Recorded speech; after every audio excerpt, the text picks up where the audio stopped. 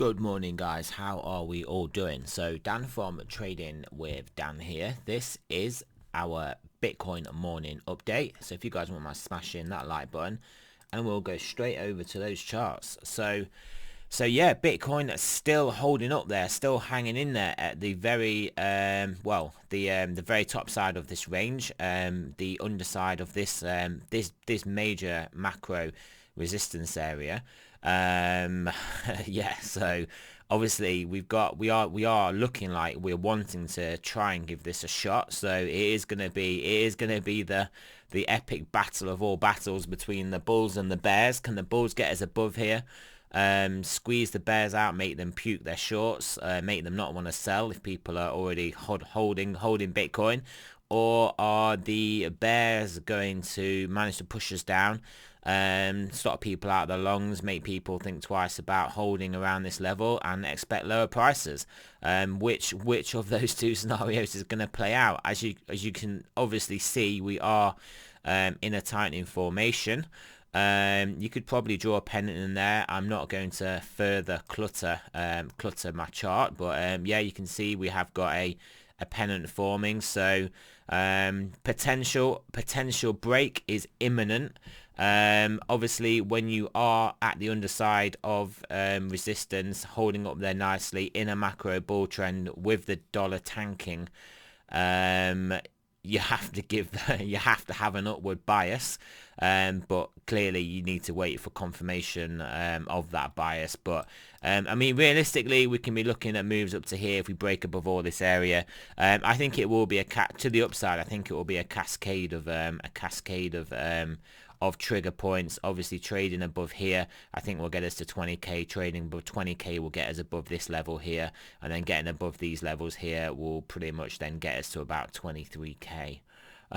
So yeah, that is the upside potential. That, in my opinion, is the more likely scenario.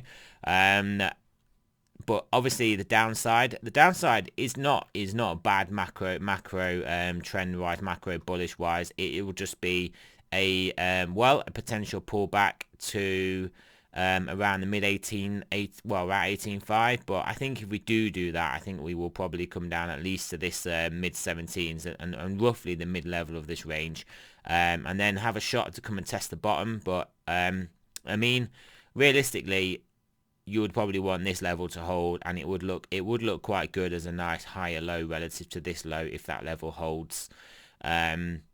Yeah, and will look good for like a good push up through, and then a final break up. But I mean, for me, all eyes are on this inverted head and shoulders and these macro levels, and the fact these, well, I say macro levels, just these important resistance areas, important on the basis of the implications if we break them, and also the fact that we are just looking good holding up here.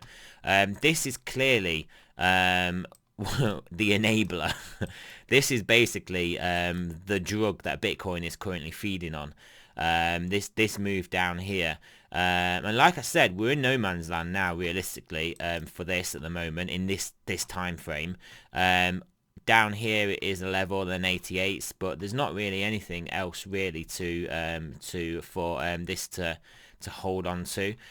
So yeah, at some point we could very easily, and I mean, not like I'm expecting it. It would look perfectly normal if we did have a back test off this breakdown level. That would be perfectly normal. That would probably get Bitcoin down a little bit. Would probably stop it pushing up. But if that doesn't happen and we come down to here and then potentially just bottom out down here and get no significant retrace, bearing in mind that's not particularly how markets work. We don't just move in a straight line and then just stop and then straight line again.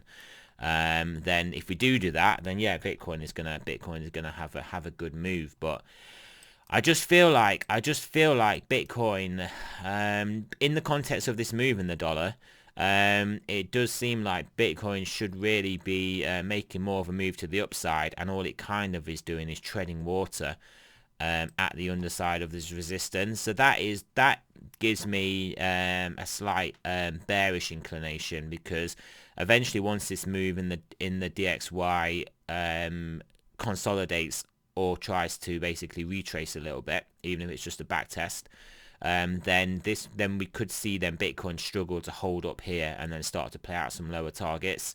But clearly there is the potential for this to just keep moving down, and then it will just break this through. This won't be able to resist that power for too much longer. Stock's looking great. I mean, look at that. It's looking great. This is looking like it's gonna pop. Bitcoin dominance again, still just there. It's not doing anything. It's not moving. The Ethereum, Bitcoin as well. You can see how tight this price action is based on this massive range, this range. I mean, this is basically textbook high vol leading to low vol, and then eventually we'll get high vol again. The Ethereum USD pairing just looking good, obviously holding up there, looking to try and break through. Obviously will do if Bitcoin does, will do if this also has a nice move to the upside. So yeah, that all looking good. Have a quick look at gold and silver. Do you know what? Right, I've been hearing talks from respected macro analysts, who a number of them who are seriously actually talking about the effects Bitcoin is having on gold, and people are basically buying Bitcoin instead of gold, and that is part of the reasons why gold is struggling. And these same people, for said reasons, are speculating that if basically Bitcoin does break above this level, then gold is going to get hit again.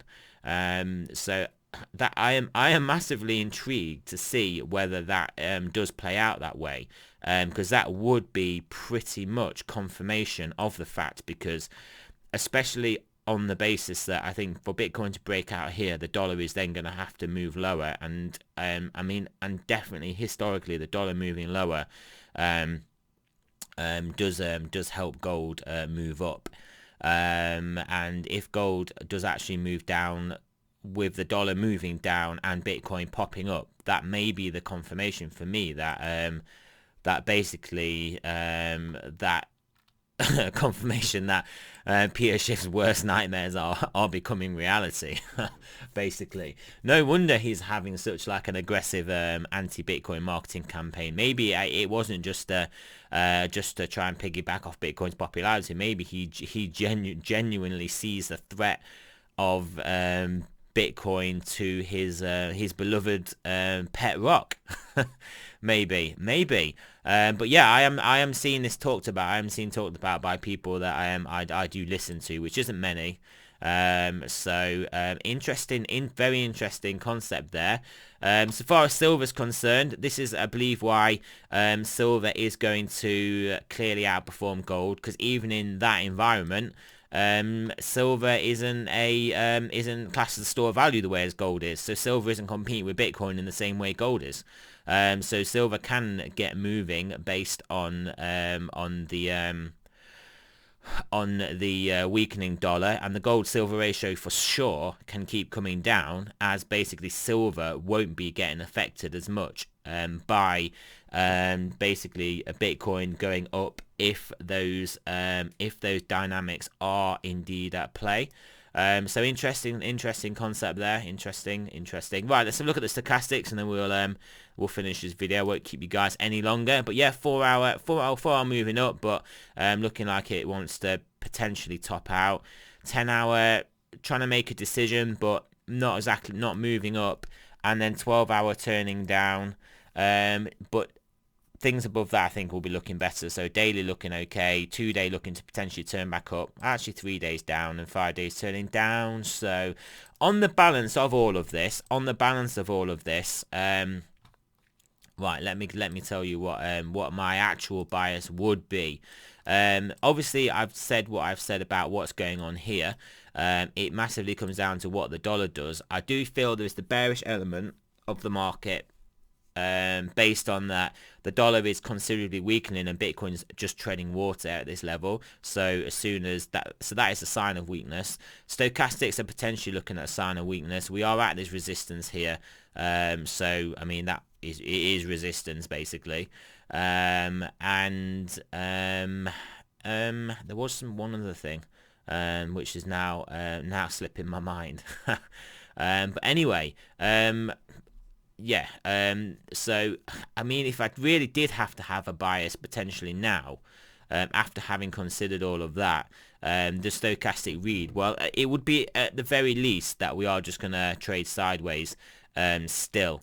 But it really would come down to that move in the dollar. If the dollar stays where it is or comes lower, then I think eventually those stochastics will look better and we'll break to the upside.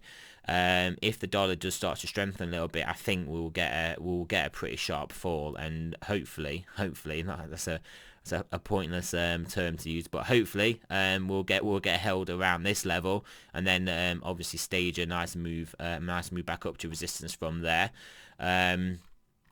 Yeah, they're basically the scenarios. Obviously it's Friday, obviously it's the weekend soon. So yeah, need to obviously consider that as far as where price action can go. But yeah, this pattern, this inverted head and shoulders does look good as a pattern.